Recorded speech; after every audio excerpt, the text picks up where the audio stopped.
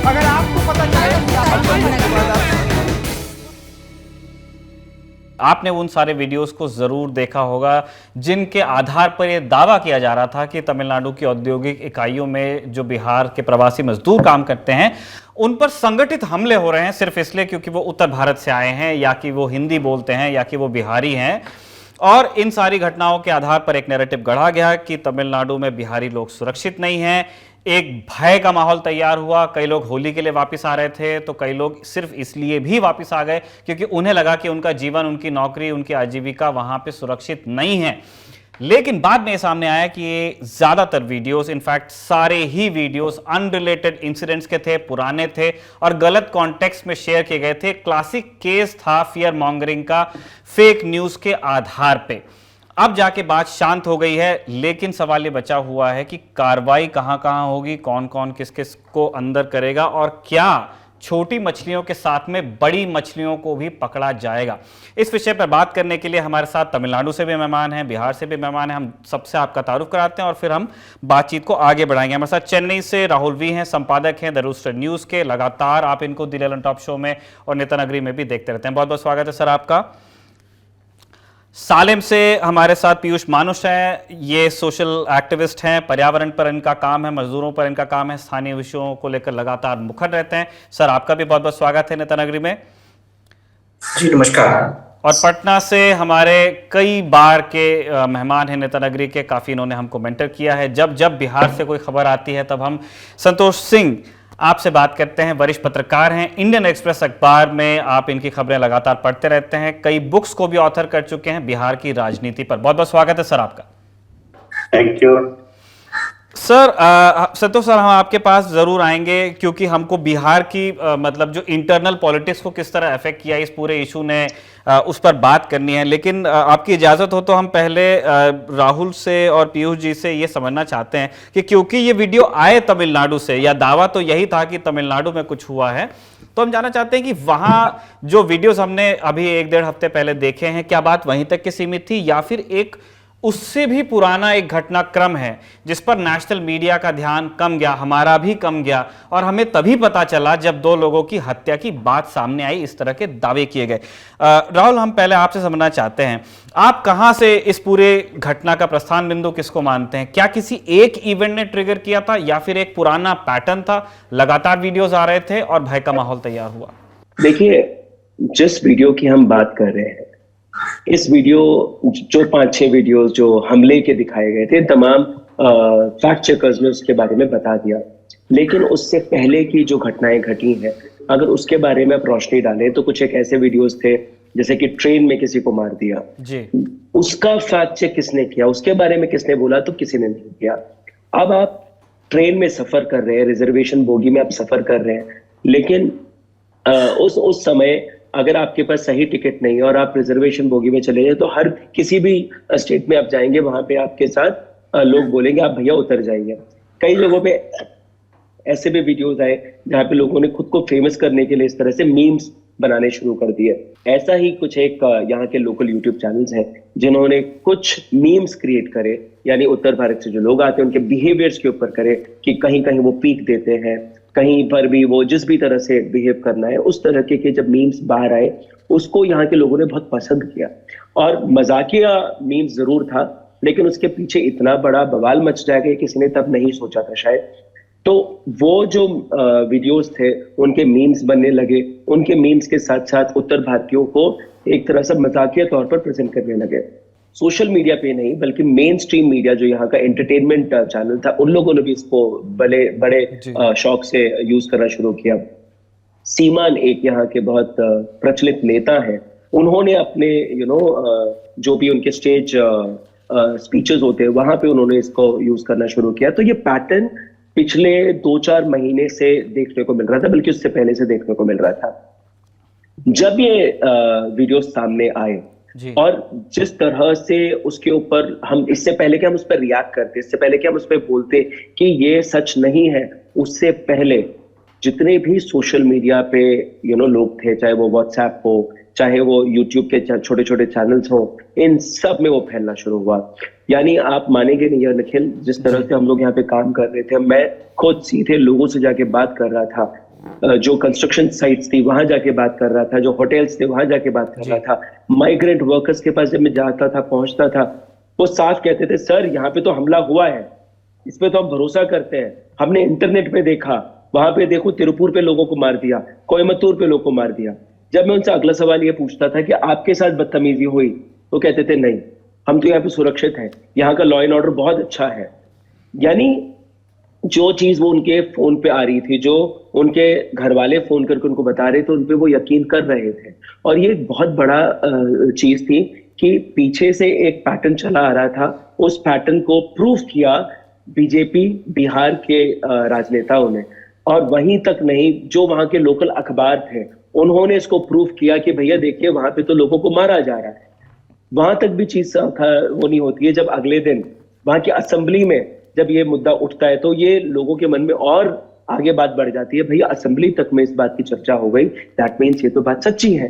अब इतनी चीजों को तोड़ने के लिए बाहर कितने लोग थे, लल्लन टॉप जैसे चैनल्स थे जो कुछ एक जिन्होंने काम किया, हम जैसे कुछ लोग थे जिन्होंने काम किया, लेकिन सच्चाई कब तक किस लेवल, किस तेजी से जा रही थी आपको देखना पड़ेगा।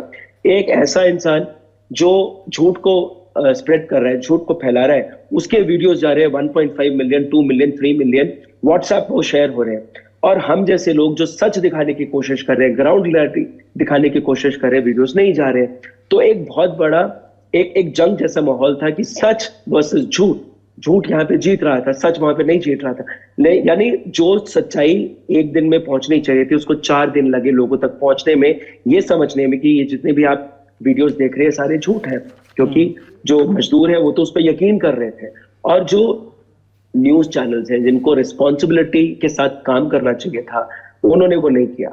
जो मजदूर यहाँ से डर से वापस चले जाते हैं, उनको ये सामने आपने माइक रखा और बोला कि भैया बताओ वहां पे स्थिति क्या है। अरे उसने यकीन कर लिया पहले से ही, उसने देख लिया उस वीडियो को, तभी तो वो घर गया है। आप यहाँ आइए, आप ग्राउंड पे आके काम करिए, आप ग्राउंड पे आके लोगों से मिलिए, तो आपको समझ में आएगा। कुछ एक पीयूष मानुष जी के साथ भी मेरी बात हो रही थी, उन्होंने किसी का मुझे नंबर मुझसे मांगा, ठीक है, मनीष करके एक शख्स है बिहार के जी। तो वो तो जनाब यहाँ पहुंच जाते हैं, यहाँ के एक रेलवे स्टेशन में खड़े होकर वो लोग बात करने लगते हैं। मतलब जिस लेवल का प्रोपेगेंडा ये फैलाने की कोशिश करी गई थी, अगर ये यकीनन ये प्रोपेगेंडा सफल हो जाता और इस चीज को लेके उत्तर भारत में किसी तमिलियन के ऊपर हमला हो जाता, या फिर हकीकत में यहाँ के किसी माइग्रेंट वर्कर के ऊपर हमला हो जाता, तो सोच के देखे स्थिति बद से बदतर होने में समय नहीं लगता। बिल्कुल। लेकिन आज जी, लेकिन अकाउंटेबिलिटी किसने ली इस पूरे मुद्दे में? अकाउंटेबिलिटी किसने ली? किसी ने नहीं ली। आपने 4 FIR दर्ज करे हैं, 4 FIR एक इंडिविजुअल के ऊपर करे, ठीक है ना। तमिलनाडु की सरकार ना बिहार की सरकार में इतना मादा था कि वो सही इंसान के ऊपर FIR करें, सही इंसान के ऊपर एक्शन लें।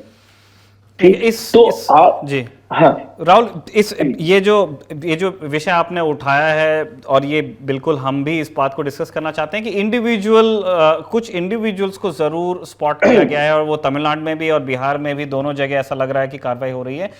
लेकिन क्या उस पूरे बड़े नेक्सस को पकड़ा गया है? क्या उसको पूरी तरह से एक्सपोज किया गया है? ये अभी एक प्रश्न बाकी है जिस पे हम आगे जाके संतोष जी से भी रिएक्शन लेने वाले हैं। हम चाहते हैं कि एक थोड़ा समय हम पीयूष जी के साथ भी बात करें, और हम ये समझना चाहते हैं कि हमारे दर्शक उन लोगों का एक प्रोफाइल जाने, वो कौन से लोग होते हैं जो तमिलनाडु की औद्योगिक इकाइयों में इतने दूर, जिसको मतलब हिंदी भाषी इलाकों में तो परदेसी कह देते हैं, क्योंकि आप दूसरे जगह जा रहे हैं, खान पान अलग है, संस्कृति अलग है, भाषा अलग है। तो पीयूष जी, क्या आप इन मजदूरों के बारे में थोड़े बता सकते हैं कि ये इन्हें लाता कौन है? ये कैसे डिसाइड होता है कि कौन सा मजदूर कौन सी औद्योगिक इकाई में जाएगा? किस तरह का काम करते हैं? किन हालातों में रहते हैं? स्पेशली इस कॉन्टेक्स्ट में, क्योंकि ये एक बात है तो सही कि जो एक भाषाई स्वाभिमान तमिलनाडु में है, और उसको लेकर के अलग अलग समय पे उसका एक लंबा हिस्टोरिकल कॉन्टेक्स्ट है कि क्यों वहां पे हिंदी का विरोध भी हुआ। तो ये सारी चीजें लोग सुन के जाते हैं, तो ऐसे माहौल में लोग कैसे सरवाइव करते हैं? देखिए, तमिलनाडु का स्टेट जितना इंक्लूसिव है, मतलब हार्डली इंडिया में ऐसा स्टेट मिलेगा आपको जो इतना इंक्लूसिव, हर कल्चर को, हर प्रांत को ऑब्जॉर्व करने में तमिलनाडु ऑलमोस्ट केरला से आगे ही मानूंगा मैं बहुत जगह पे। जो कश्मीरियत बोलते हैं ना, जो तहजीब है ना पाक की, वैसा यहां का माहौल है। जब जब सरकार, जैसे अमित शाह ने एक रिपोर्ट प्रेजेंट किया था प्रेसिडेंट को रिपोर्ट प्रेजेंट किया था जिसमें बोला गया था कि अनिवार्य होगा कि हर सेंट्रल गवर्नमेंट जॉब के लिए अनिवार्य हो जाता है कि आपको हिंदी में एग्जाम लिखना पड़ेगा, तब यहां पे आवाज उठती है, because that is Hindi imposition. फिर यहां तमिलनाडु से फिर लोग कैसे एग्जाम लिखेंगे? अगर आपकी मातृभाषा हिंदी है, आप लोग तो उसमें जीत जाओगे, तमिलियंस कहां जाएंगे? हमारा स्पेस कहां रहता है? तो ऑब्वियसली हिंदी इंपोजिशन के खिलाफ यहां पे बहुत बड़ा सेंटिमेंट है, जारी रहेगा, वो कंटिन्यू होते रहेगा। And I am also part of it, मैं खुद उसका पार्ट हूं। बट हैविंग सेड दैट, यहां पे जो मजदूर आते हैं, हेट क्राइम 1 या 2 या 3 इससे ऊपर रिकॉर्डेड नहीं है। अब 95 लाख श्रम कार्ड इश्यू किए गए हैं तमिलनाडु के लिए। अगर 1 करोड़ लोग बाहर से, उत्तर भारत से आके इधर काम कर रहे हैं, तो ऑब्वियसली 1-2 घटनाएं होंगी, 1-2 घटनाएं घटी जाएंगी जो दुर्भाग्यपूर्ण होगा। वो कहीं भी इंसान रहेगा, वहां पे क्राइम होगा ही होगा। वो उनके आपस के बीच के रंजिश में भी होगा, कोई उसको हेट क्राइम के रूप में भी लाएगा, वो होगा। बट जितना तमिलनाडु इंक्लूसिव है, उतना और कोई स्टेट इंक्लूसिव नहीं है। आप कर्नाटक में बैंगलोर इंक्लूसिव होगा मल्टीकल्चरली, बट बैंगलोर के ऊपर आप चले जाएंगे, बैंगलोर सिटीज को छोड़ के चले जाएंगे, तो वहां भी इतना इंक्लूसिवनेस आप देख नहीं पाएंगे। जो उत्तर भारत से आए वो राजस्थान से भी आए। जैसे मेरे पूर्वज जो आए थे यहाँ पे, मेरे दादाजी आए थे तो वो राजस्थान से आए थे, मेरा जन्म यहाँ पे हुआ है। तो जो स्पेस देने की बात है, उसमें तमिलनाडु इज फार है, बहुत आगे। तो और जो रिस्पॉन्स था गवर्नमेंट का, जो सरकार का रिस्पॉन्स था इसको टैकल करने के लिए, मैं एक इंसिडेंट याद दिलाना चाहता हूं। ये सबके पहले फरवरी बीच में कहीं पे, शायद फरवरी 15 तारीख के आसपास में एक वीडियो आते रहा जिसमें एक लड़का वो मार रहा है। बिहार, जो बिहारी थे, झारखंडी थे, जो भी थे, पर उत्तर भारत से माइग्रेंट लेबर थे जो कि ट्रेन में ऑक्युपाई कर रखे थे पूरे इसको। बीच में फरवरी 15 के आसपास में एक बंदे ने 2 लड़कों को मारा और वो वीडियो वायरल हो गया। अब कोई कंप्लेंट नहीं था उस बंदे के ऊपर कोई कंप्लेंट नहीं था, but Tamil Nadu police were instructed by the government to arrest that person. Tamil Nadu police को साफ निर्देश दिया गया था कि उस बंदे को अरेस्ट करना, ये ढूंढिए कौन है। 3 दिन के अंदर उस बंदे को ढूंढा गया, पकड़ा गया, प्रेस कॉन्फ्रेंस किया गया। क्या वे सेटिंग एन एग्जांपल, ऐसी वारदात कभी अंजाम वापस होगी नहीं। किसी, इधर माइग्रेंट वर्कर्स नहीं बोलते, गेस्ट वर्कर्स बोलते हैं। नॉर्मली गवर्नमेंट जब यूज करता है गेस्ट वर्कर्स नेम यूज करता है, बोलते गेस्ट वर्कर्स को किसी हाल में परेशानी नहीं होनी चाहिए। कोविड के टाइम में, let me remind you, Covid के टाइम में जब पैदल पलायन हो रहा था, तब we were a part of team were Chennai में तो बहुत काम हुआ कि उनको खाना भी दिया जाए और उनके लिए ट्रेन्स भी मोबाइल किया जाए। तो everyone got a train ticket booked by the state government, central government का नहीं था। रेलवे से जितने गए थे वर्कर्स, वो वापस टिकट उनको स्टेट गवर्नमेंट ने दिला के दिया था, नॉट द सेंट्रल गवर्नमेंट। आपने बताया कि इंक्लूसिवनेस को लेकर के आपने मिसालें भी दे दी, आपने अपनी बात रख दी। एक्चुअली हम ये चाह रहे थे, चाहे राहुल बता दें चाहे आप बता दें, कि जो ये वर्कर्स आते हैं, जो माइग्रेंट वर्कर्स आते हैं, जो प्रवासी मजदूर आते हैं, ये इनका प्रोफाइल क्या होता है, इनका जीवन कैसा होता है, इन्हें कौन बिहार से लेके आता है, ये किस तरह के औद्योगिक इकाइयों में काम करते हैं, कितना कमाते हैं, क्या हम इनके जीवन के बारे में थोड़ी बात जान सकते हैं? Construction sector is the biggest absorber of these workers. Construction sector and automobile sector जो चेन्नई का है, जहां फैक्ट्रीज है, बहुत अनगिनत फैक्ट्रीज है, यहां पे lakhs of workers are occupied here. And इनको लाने का एक बहुत बड़ा नेटवर्क, जो HR जो है, जो ह्यूमन रिसोर्स कॉन्ट्रैक्टर्स है, जो एक छोटा कॉन्ट्रैक्टर के पास 1000 लेबर, 1200 लेबर, और बड़े कॉन्ट्रैक्टर के पास आराम से 40,000 50,000 लेबर एक कॉन्ट्रैक्टर्स के पास होता है। ऑब्वियसली जैसे हर जगह लेबर का एक्सप्लॉयटेशन होता है, इनका भी एक्सप्लॉयटेशन होता है, लिविंग कंडीशन इनको भी बहुत ज्यादा अच्छी तरह से मुहैया नहीं कराया जाता है, वर्क साइट से नौकरी से निकाल दिया जाता है। सो जो प्रॉब्लम इंडिया में ऑल ओवर इंडिया है वो यहां भी है, लेकिन यहां पे उनका जो सुनवाई है वो बहुत बहुत बेहतर है। Like in sorting out issues यहां पे सुनवाई बहुत बेहतर है। And now they have started coming into agriculture also. अब बहुत डीप इंडस्ट्रियल पॉकेट्स से निकल के एग्रीकल्चर सेक्टर में भी आने लग गए। And other parts of Tamil Nadu में देखेंगे तो स्पिनिंग मिल हुआ, टेक्सटाइल्स हुआ, और कॉटन इंडस्ट्री हुआ, कोकोनट इंडस्ट्री हुआ, वैल्यू एडिशन हुआ, सब जगह इन लेबर्स को ही लेके यूज किया जा रहा है। एंड सेकंड सर्विस सेक्टर हो गया, अब ब्यूटी पार्लर्स हो गए, रेस्टोरेंट्स हो गए, होटल्स हो गए, इन सभी जगहों पे इनका एम्प्लॉयमेंट, मतलब यहाँ पे एक बहुत बड़ा, मतलब एक it's a growing state. Tamil Nadu is the fastest growing state of the country. Santosh ji, आपके पास में आना चाहता हूं। हमें जानना चाहते हैं कि जैसे हमने राहुल से ये जाना कि वहां पे ये जो फेक न्यूज़ का ये जो पूरा तंत्र था ये एक्टिव, तो हमें बाद में मालूम चला, लेकिन शुरुआत कैसे होती है? कुछ यूट्यूबर्स कुछ वीडियोस बनाते हैं, कुछ मीमबाजी होती है, और फिर उसके बाद में वीडियो सर्कुलेट होते होते होते वो गुब्बारा इतना फूल गया। देखिए, रिएक्शन स्टार्ट हुआ चीफ मिनिस्टर के रिएक्शन से। उन्होंने कुछ अखबारों का जिक्र किया कि हमने देखा कि कुछ अखबारों में छपा है, और ये इस घटना के बारे में हमने तुरंत ही चीफ सेक्रेटरी और डीजीपी को कहा कि अपने तमिलनाडु काउंटर पार्ट से बात करें। ये उस दिन की बातचीत हुई। तो फिर ये फर्स्ट रिएक्शन था। सेकेंड डे फिर तेजस्वी की बातचीत होती है, deputy chief minister Tejashwi Prasad Yadav की बातचीत तमिलनाडु में किसी से हुई होगी। फिर उन्होंने कहा, और या फिर ट्वीट देखा उन्होंने डीएमके के किसी लीडर का, या फिर एमके स्टालिन की तरफ से था। फिर कहा कि ये कंप्लीटली कैनाड है, गलत है, और ये असेंबली में उन्हें बात रखी। लेकिन उसके सेकेंड हाफ में बीजेपी का एक डेलीगेशन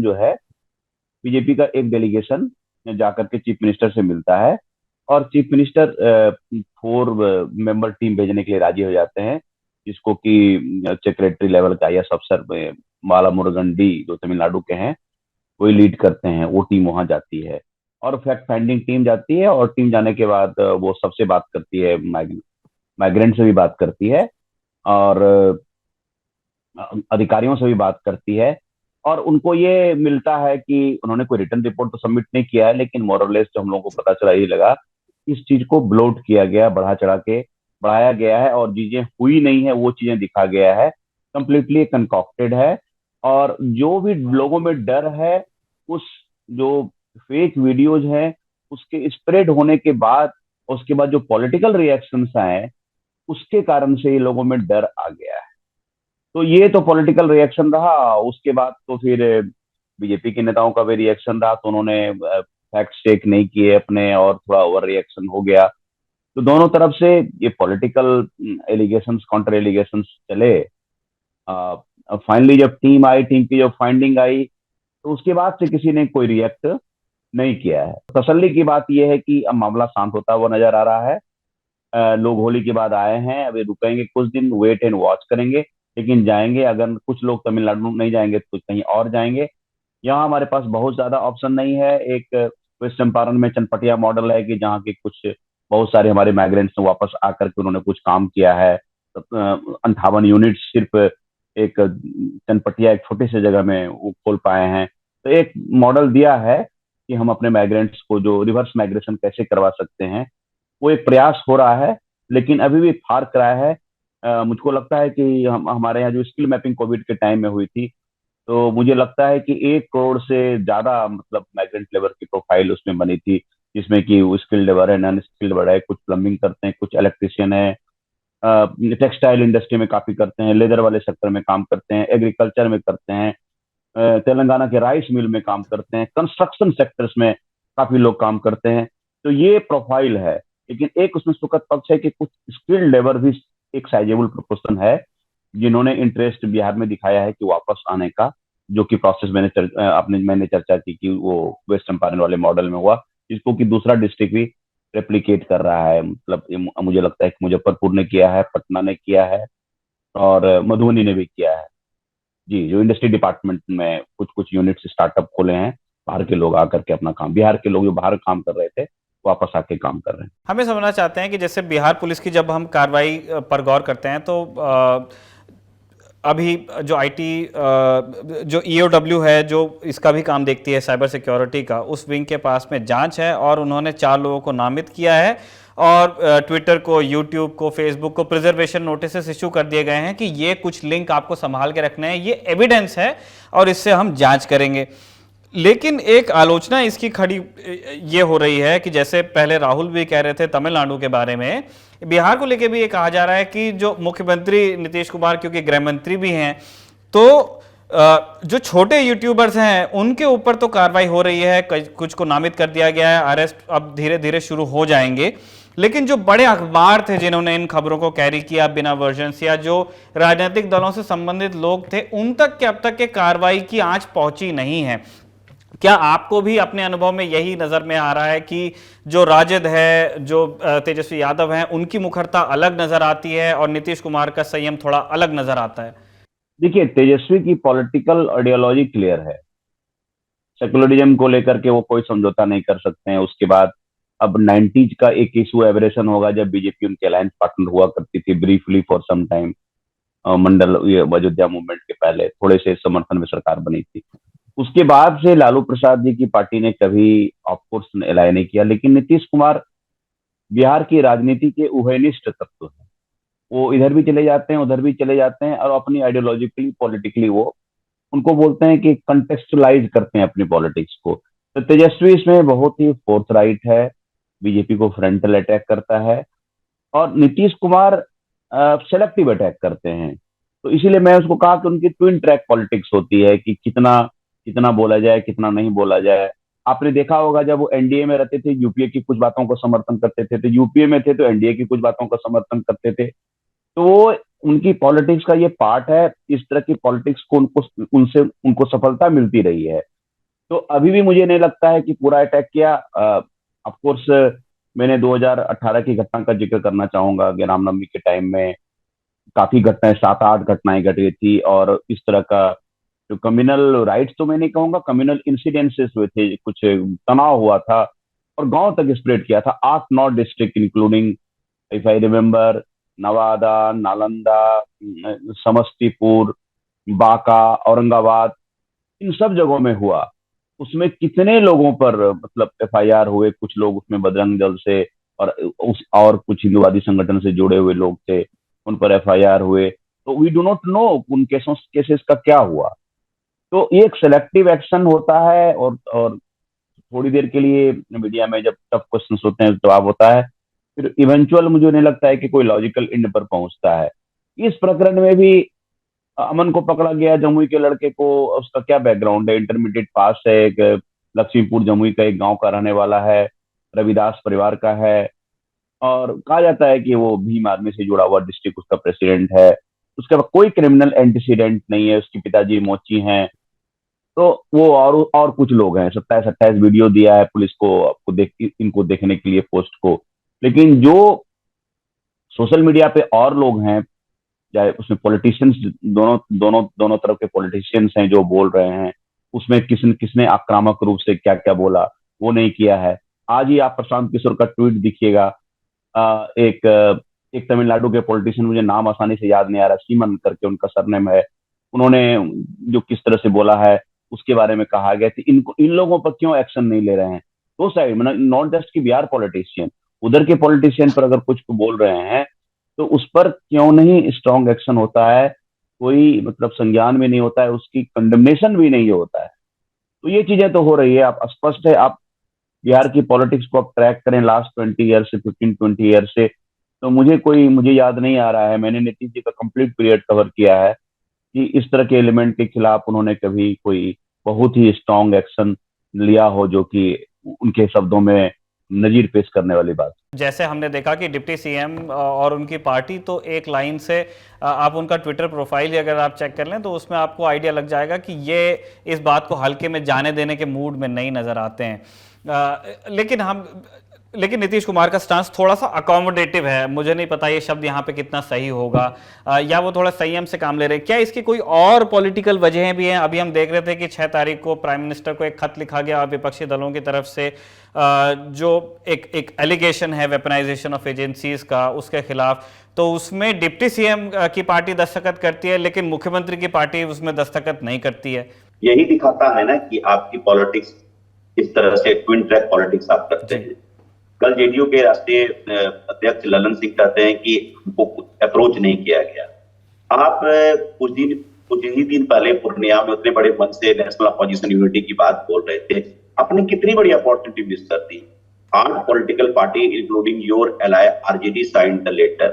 तो आपको आरजेडी बताती आपका कोऑर्डिनेशन लेवल कितना था। आप मंच से बोल रहे हैं, आप खुद कर रहे हैं कि पॉलिटिकल वेंडेटा है और आरजेडी के अगेंस्ट में ये कार्रवाई हुई थी। 17 में हम लोग भी अलग हो गए थे उसी बात पर, लेकिन उस केस का कुछ नहीं हुआ। 2008 में जो लैंड फॉर सेल हुआ उस केस को भी 2 बार सीबीआई ने बंद किया था। तो मुझको लगता है कि ये old tried tested Nitish Kumar की एक तरह से ट्विन ट्रैक पॉलिटिक्स है जिन्होंने पे किया है। और वो क्या है, मैंने बोलते हैं अंग्रेजी में कहते हैं ब्लोइंग हॉट एंड कोल्ड। तो वो इनकी पॉलिटिक्स का शुरू से पार्ट रहा है। एक डिफेंसिव बोर्ड में नहीं कहेंगे, एकोमोडेटिव में नहीं कहेंगे।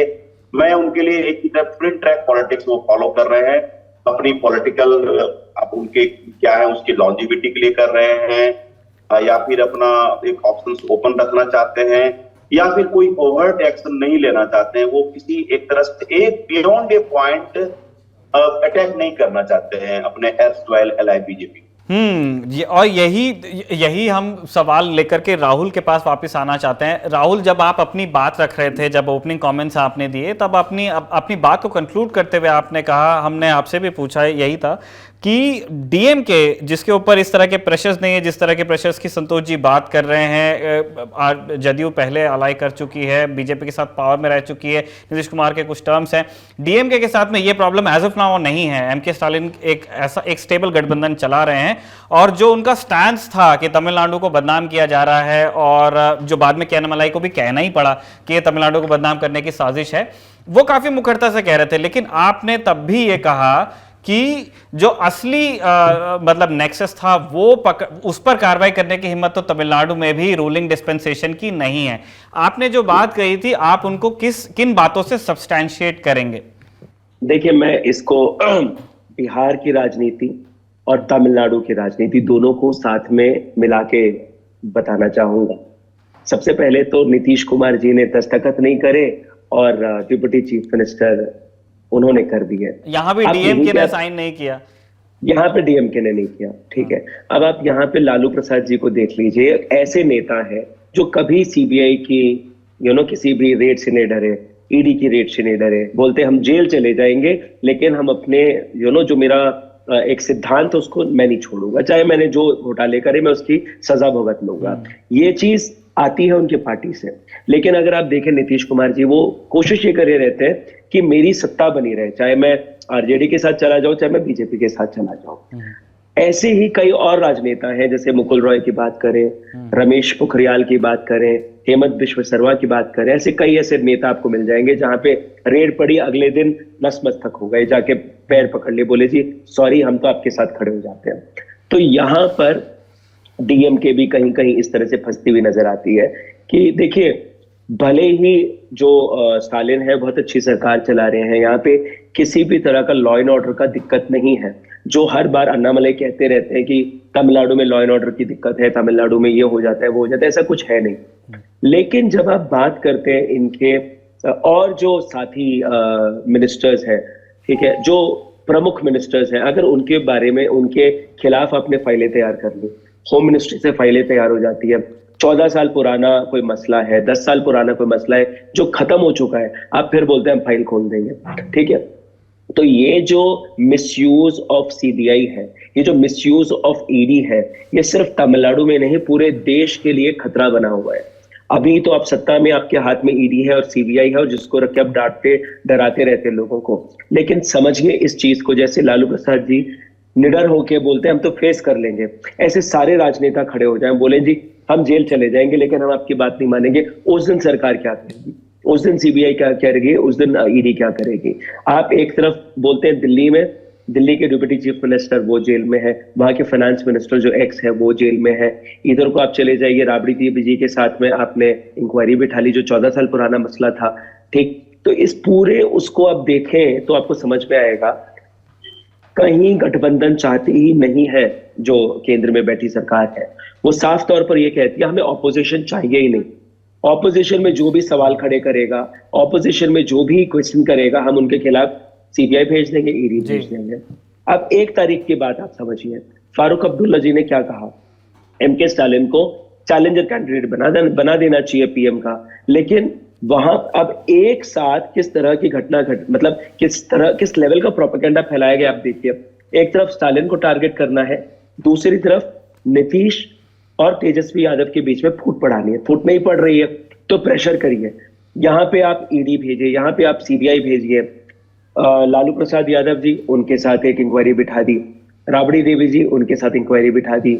इस तरफ तेजस्वी यादव वहां के असेंबली में जवाब देते नजर आ रहे हैं कि भैया यहाँ पे कुछ ऐसा हुआ नहीं। उनके नाम को बदनाम किया जा रहा है कि जिस स्टेट में हमले हो रहे हैं उसी स्टेट के चीफ मिनिस्टर के साथ आप केक काट रहे हैं, आप वहां पे जन्मदिन मना रहे हैं। तो हर तरह से आप एक प्रेशर देने की कोशिश करें ताकि 2024 से पहले फूट पड़ जाए नीतीश कुमार और आरजेडी के बीच में, ताकि नीतीश कुमार अलग से इलेक्शन लड़े, आरजेडी अलग से इलेक्शन लड़े और बीजेपी इलेक्शन अलग से लड़े। इसका फायदा बीजेपी को पहुंचे। अगर आरजेडी और नीतीश कुमार एक साथ इलेक्शन में उतरते हैं तो फायदा जाएगा उन्हीं को, बीजेपी को फायदा नहीं जाएगा। अगर आप तमिलनाडु की बात करें, पूरे तमिलनाडु की ही नहीं, मैं तो कह रहा हूं पूरे दक्षिण की बात करें, देखिए ये इसको ना एक पॉलिटिकल एंगल किसी ने देखा नहीं या फिर ज्यादा लोग बात नहीं कर रहे हैं, सिर्फ हम माइग्रेंट वर्कर्स के ऊपर बात करें, लेकिन इसके पीछे की राजनीति हमें समझने की जरूरत है। बिहार में 40 सीटें हैं, तमिलनाडु की अगर आप बात करें 39 सीटें हैं, तेलंगाना में 17 है और आंध्र प्रदेश में 25 है, और इसी तरह से कर्नाटका की अगर आप बात करें 28 सीटें हैं। लगभग 120-130 सीटें सिर्फ साउथ इंडिया से आ जाती हैं। लेकिन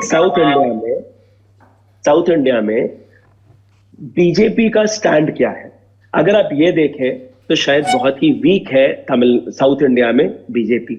अगर इसी तरह के आप उत्तर भारत में चले जाए तो बिहार में आज स्थिति बीजेपी की खराब है। अगर आप महाराष्ट्र चले जाए बीजेपी की स्थिति खराब है। अगर कल इलेक्शन हो जाते हैं, महाराष्ट्र का जो कैडर है, जो शिवसेना को मानता था, जो उद्धव ठाकरे को मानता था, वो कहता है हमारे साथ गलत हुआ, हमने एकनाथ शिंदे को नहीं चुना था, ये एकनाथ शिंदे पीछे से आए बीजेपी के बी टीम है। तो ये सब सारी चीजें जब देखने को मिल रही हैं तो बीजेपी का एक तरह से ये देखा जाए कि अगर हम गुट बनने देंगे तो सारे गुट का जो इशू है वो हमको फेस करना पड़ेगा 2024 के इलेक्शन में। तो गुट नहीं बनने देना यहाँ। ठीक है राहुल, आपने एक वो ग्रैंड डिजाइन वाली पॉलिटिक्स के बारे में आपने अपनी बात रख ली। हम ये जानना चाहते हैं, जैसे आपने एक कारण बताया कि हो सकता है कि जो तमिलनाडु का रूलिंग डिस्पेंसेशन हो उसके मन में भी ये भय हो कि कोई फाइल खुल सकती है और इसीलिए वो कार्रवाई नहीं कर रहे हैं, ये आपका मत है। लेकिन अन्नामलाई ने जो बात कही है कि जो एक रीजनल लिंग्विस्टिक शोविनिज्म का जो माहौल डीएमके ने खड़ा किया और उसको कैश किया, और अन्नामलाई ने ऐसा नहीं है कि वो सिर्फ एक ही तरह की बात कर रहे हैं, अन्नामलाई ने वो वीडियोस भी पोस्ट किए हैं जिसमें पानीपुरी वाला और तमाम चीज़ें कही गई हैं जो माइग्रेंट लेबरर्स हैं। हम जानना चाहते हैं कि अगर ये घटना वाकई फेक न्यूज़ की थी, लेकिन लोगों को यकीन इसलिए हुआ क्योंकि इस तरह की बातें पहले होती रही हैं और वहां के रूलिंग डिस्पेंसेशन की तरफ से आती रही हैं। तो क्या डीएमके में कोई एक रीथिंक आया है कि जो उनका एक एग्रेसिव द्रविड़ पॉलिटिक्स जिस भी तरह से वो कैरी आउट करते हैं, अगर उसके निशाने पे कोई और एनिमी रहता है तो वो उनके खिलाफ भी इस्तेमाल किया जा सकता है? देखिए एक चीज मैं आपको बताता हूँ, अन्नामलाई ने डेफिनेटली वो वीडियोस शेयर करे हैं, जो अच्छी बात है, एक ऑपोजिशन में बैठा हुआ लीडर उसको दिखाना चाहिए। लेकिन अगर आप ये कहें यहाँ पे हिंदी भाषियों के ऊपर हमला हो रहा है, यहाँ के लोग हिंदी से नफरत करते हैं या फिर यहाँ के लोग नॉर्थ इंडियन से नफरत करते हैं, तो ऐसा नहीं है। यहाँ के लोग, जैसे पीयूष जी ने भी बोला, यहाँ के लोग बहुत सभ्य हैं, एक दूसरे के साथ काम करना चाहते हैं, समझते हैं उस चीज को। यहाँ पे हिंदी इंपोजिशन के ऊपर लोग विरोध करते हैं, आप हमारे ऊपर हिंदी थोपिए नहीं। यहाँ पे सबसे ज्यादा लोग हिंदी गाने सुनते हैं, यहाँ पे सबसे ज्यादा लोग हिंदी सिनेमा देखते हैं, यहाँ पे सबसे ज्यादा लोग हिंदी बेल्ट के साथ बिजनेस करते हैं। ऐसी तमाम चीजें हैं। मैं एक चीज और यहाँ पे लेके आना चाहूंगा। जब मैं ट्रैवल कर रहा था, जब मैं लोगों से मिल रहा था, खासतौर पर माइग्रेंट वर्कर्स से, तो मैंने दो चीजें रखी। एक है अर्बन एरिया में काम करने वाला आदमी और एक है रूरल एरिया में काम करने वाला आदमी। यानी गांव में भी मजदूर पहुंचा हुआ है, अर्बन इलाके में, शहरों में भी मजदूर पहुंचा हुआ है। मैंने चेन्नई में लोगों से मिला, यहाँ से 400-500 किलोमीटर दूर गाँव में जाके मिला। तो जब आप उनके रहन सहन की बात करते हैं, आप उनके काम करने के एरियाज के बारे में बात करते हैं, तो कंस्ट्रक्शन साइट से शुरू करके किसानी मजदूर से जाके एक रेस्टोरेंट में चाउमीन बनाने वाला, डोसा बनाने वाला, चाय बनाने वाले से लेके एक ईंट के भट्टे में काम करने वाले, यानी वो तमाम चीजें ये लोग करते हैं। ऐसा कोई काम नहीं जो ये लोग नहीं कर सकते। यानी एक छोर से लेके दूसरे छोर तक तमाम जगहों पे माइग्रेंट वर्कर्स आए हुए हैं। उनको भरपूर पगार मिलती है, काम उनको मिलता है। जब इनसे ये मैं पूछता था कि क्यों इतनी दूर आप आते हो, तो साफ कहते थे जी हमारे स्टेट में काम नहीं मिलता है, 5 दिन की नौकरी मिलती है, 10 दिन की नौकरी मिलती है, तो हम कहाँ जाएंगे? यहाँ पे हमें नौकरी मिलती है, यहाँ पे हमें पैसा मिलता है। ठीक है, तो ये सारा जो चीज है ये ग्राउंड रियलिटी है। लेकिन राजनेता क्या कर रहे हैं? राजनेता माइक पकड़ते बोलते हैं जी वहां से आ गया इसलिए उसको, हमारे लोगों को नौकरी नहीं मिली। मैं एक और आपको एग्जाम्पल देता हूँ जी। यहाँ के जो ओनर्स है उनका साफ तौर पर यह कहना होता है कि सर हमको लेबर नहीं मिलता है, यहाँ पे आदमी पढ़ा लिखा आदमी है, यहाँ पे हम उनको बोलते हैं कि आप आके हमारे पास काम करिए, तो 4 दिन 5 दिन के बाद वो अपनी डिमांड शुरू कर देता है। तो हम उनको भी उतनी ही सुविधा देना चाहते हैं जितना हम इनको दे रहे हैं। हम सबको बराबर देंगे लेकिन आदमी तो मिले हमें, तो आदमी नहीं मिलता है। अब राजनेता क्या करता है, वो अपने वोट जब उसको मांगना पड़ता है, वो उसको उसके लिए बहुत ईजी है। जैसे हिंदू मुस्लिम होता है वैसे उत्तर नॉर्थ साउथ कर दो। ठीक है, बोल दो कि इनकी वजह से नौकरियां नहीं मिल रही, अगर हम सत्ता में आएंगे इनको भगा देंगे और आपको नौकरियां मिल जाएंगी। लेकिन आप ये बताइए यहाँ पर जो लेबर है वो है कहाँ? आप ओनर से जाके बात करिए, वो आपको बताएंगे।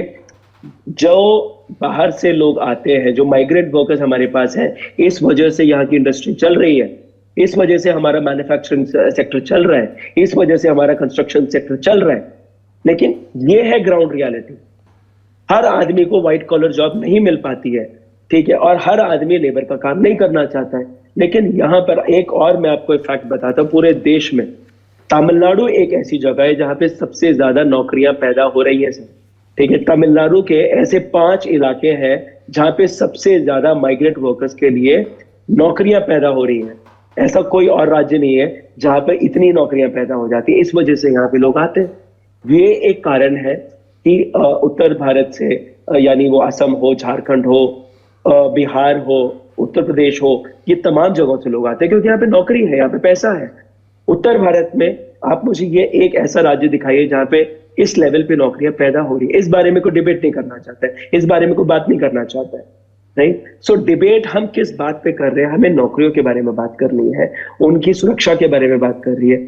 जब स्टालिन जी का एक स्टेटमेंट बाहर आया और जिस तरह से पीयूष जी ने भी बोला इससे पहले कि एक लड़के ने रेल में किसी को मार दिया था, फौरन उसको अरेस्ट किया गया और ये कहा गया कि ऐसी चीजें दोबारा से नहीं होनी चाहिए स्टेट में। तब ये मसला बाहर नहीं आया था, तो पिछले महीने की बात बता रहे हैं। यानी इमीडिएटली एक्शन लिया गया और ये कहा गया जो माइग्रेंट वर्कर्स हमारे प्रदेश में आते हैं उनकी सुरक्षा की जिम्मेदारी यहाँ की पुलिस की है। और मैं दाद दूंगा दोनों ही राज्यों की पुलिस की जिसने इस लेवल पे काम किया, ग्राउंड में उतर के काम किया, चाहे वो तिरुपुर के पुलिस विभाग के लोग हों, चाहे यहाँ के हों। लेकिन इसके पीछे जो राजनीतिकरण हुआ है, ठीक है, जिस तरह से प्रोपेगेंडा फैलाया गया है, उसके खिलाफ सही तरह से एक्शन नहीं लिया। यानी जितना भी उन लोगों ने काम किया, पुलिस ने जितनी भी चीजें संभालने की कोशिश करी, आप अकाउंटेबिलिटी किसको लाके खड़ा करेंगे? ठीक है, नेता है, भाषण देते निकल जाते हैं, उसके बाद का क्या है?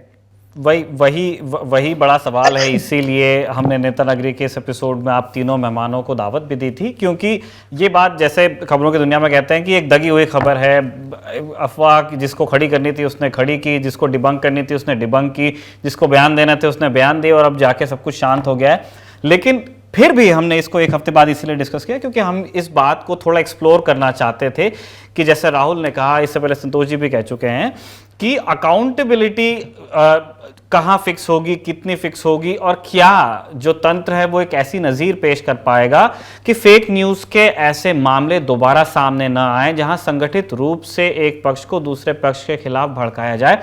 क्योंकि जैसा कि हमारे तीनों मेहमानों ने भी इंगित किया कि ये किस्मत वाली बात थी कि सारे वीडियो अनरिलेटेड इंसिडेंट्स के ही थे, लेकिन ज़्यादा देर नहीं लगती कि इनमें से कोई भी वीडियो किसी को इतना प्रोवोक कर देता, कि इतना उद्वेलित कर देता।